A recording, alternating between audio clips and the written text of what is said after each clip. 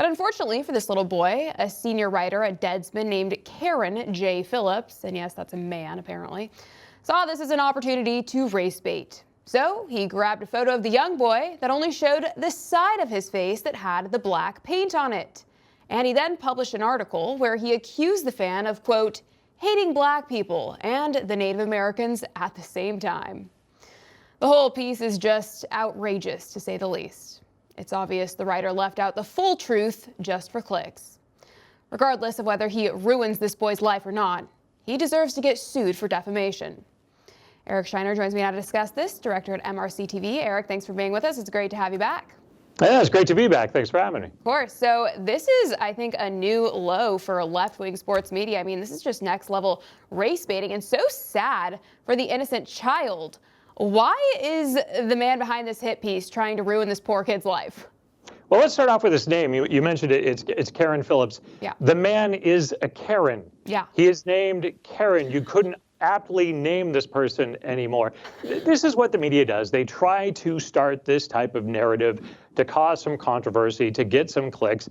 Clearly, there's no evidence of racism. This is a kid wearing the colors of his team. I mean, it's really disgraceful that this man went after this child. In fact, even on Twitter, his comments, he disabled his comments. You can't comment.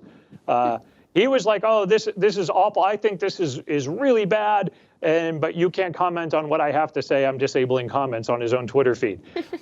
Real tough guy there. This is what the media does. I mean, let's be honest. Is every Raiders fan that puts black and silver on his face, are they racist?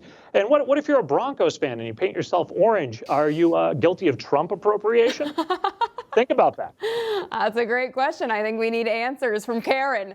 I think the bottom line is he's just an unapologetic racist and just outright deceiver. He actually has a number of past writings that show his entire agenda is to demonize white people. So unfortunately, I guess the situation is just one of many coming from him. On that note, Eric, you know who else should be sued? Dr. Jill Biden for her utterly atrocious White House Christmas decorations. Let's take a look at what she's got up this year. I think on her page, she reported having a nearly 15,000-foot ribbon covering the trees and the candles. There's 22,000 bells were used. Apparently, 72 wreaths were in the north and south exteriors of the White House. She's also got Santa's sleigh with reindeer suspended up in the air in the grand foyer, cardboard cutouts of floating candy canes, ice cream cones, these horrible lights hanging from the ceiling. She's got a train running around the White House Christmas tree, along with some other very questionable. We have the trees there.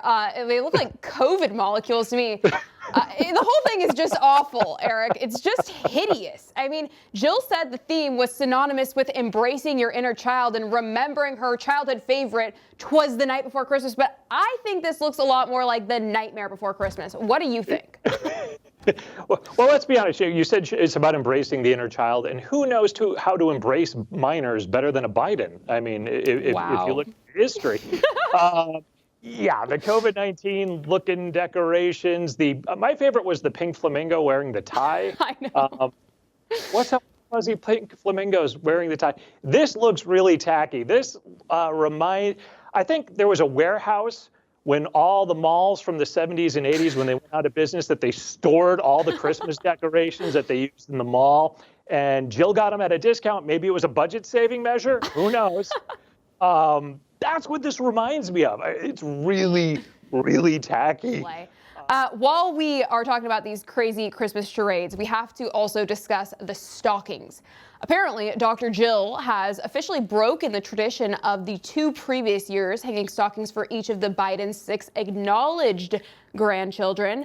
And now this year, guess what? There's no stockings at all, since Hunter's love child, Navy Joan Roberts, has finally been acknowledged. Eric, what do you think about this? Is this cruel, or is Navy better off without them?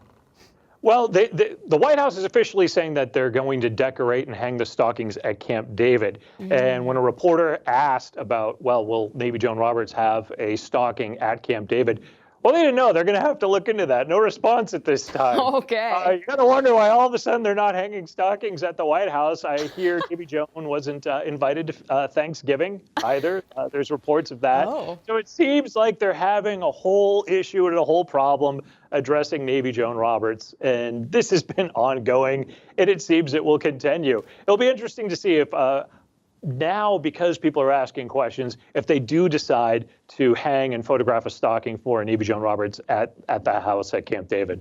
It will be interesting. We will stay tuned to see what happens there.